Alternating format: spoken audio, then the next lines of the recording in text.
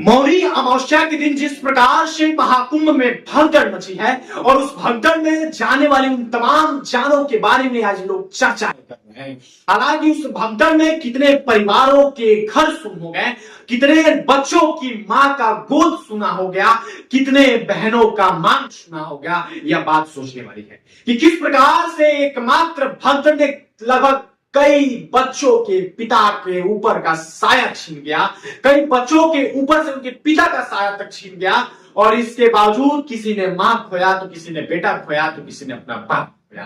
बात सोचने वाली है कि एक तरफ जहां सरकार लगभग 30 मृतकों का आंकड़ा दे रही है कि उन तमाम महाकुंभ में मरने वाले लोगों की आंकड़ा और मात्र है 30 लोगों की है। हालांकि 25 लाख तक की मुआवजा का ऐलान भी किया गया मित्रों, लेकिन उसके बावजूद जब एक टीवी9 का रिपोर्टर विपिन चौबे जब पोस्टमार्टम के हाउस में जाता है तो उसके बाहर 24 मृतकों का और लगा हुआ चेहरा दिखाई देता है।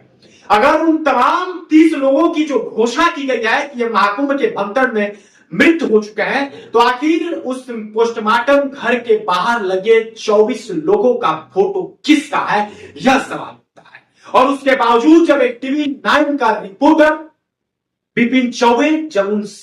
तमाम मृतकों के लगे हुए फोटो पर सवाल खड़ा करता है, तो उसको सवाल खड़ा नहीं करने दिया जाता है, उसको धक्के मार के बाहर निकाल दिया जाता है। सोचने वाली बात यह है कि जब इतने बड़े मेन स्ट्रीम मीडिया के चैनल के रिपोर्टर के साथ यह व्यवहार हो सकता है, तो उन तमाम छोटे छोटे यूट्यूबर का क्या हाल होता होगा, उनके साथ आखिर शासन व्यवस्था क्या करती होगी। आज कहीं ना कहीं यह चीजों के खुलासे के बाद ये सारी चीजें सामने आई हैं। आपकी स्क्रीन पे जो दिखाई दे रहा है, यह टीवी9 के रिपोर्टर विपिन कुमार चौबे हैं, जो सरकार के द्वारा घोषणा किए गए 30 लोगों के मृत्यु के बाद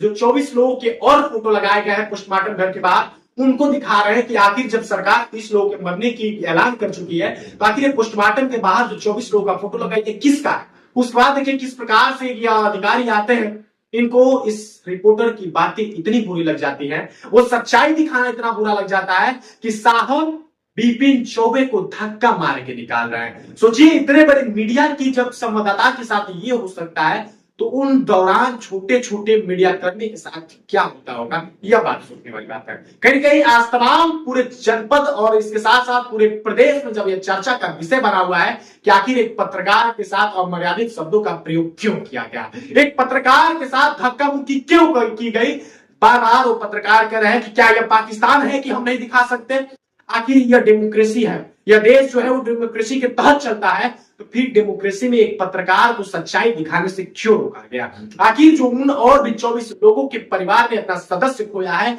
उन तमाम सदस्यों का मुआवजा कौन देगा, उसके परिवार का रखवाला कौन होगा, यह बात पूछने वाली है। कि जहां एक तरफ सरकार फर्जी आंकड़े दिखा के लोगों को गुमराह करने का प्रयास कर रही है, जब वही पत्रकार उस महाकुंभ की भव्यता और दिव्यता को दिखा रहे थे, तो वही सरकार की नजरों में पत्रकार सहित है। और जब वही पत्रकार भगदड़ में जाने वाली जानों की सच्चाई को दिखाने लगे, तो क्या यही पत्रकार गलत हो गए। मेरा यह सवाल आपसे है, सरकार से है, यह सवाल मेरा योगी आदित्यनाथ से है, मेरा यह सवाल इस देश में रहने वाले उन तमाम लोगों और जनता से है कि आखिर पत्रकार ही बार बार क्यों गलत होता है। अगर पत्रकार सरकार की बड़ाई को दिखाता है तो सही रहता है, और वही पत्रकार जब सरकार की आंखों में आंख डालकर जब सवाल पूछने लगता है कि आखिर वो 24 लोगों का मृत शरीर किसका है, किस परिवार से है, और उसमें 24 लोगों की जाने वाली जानों का मुआवजा कौन देगा, तो फिर यह गलत हो जाता है।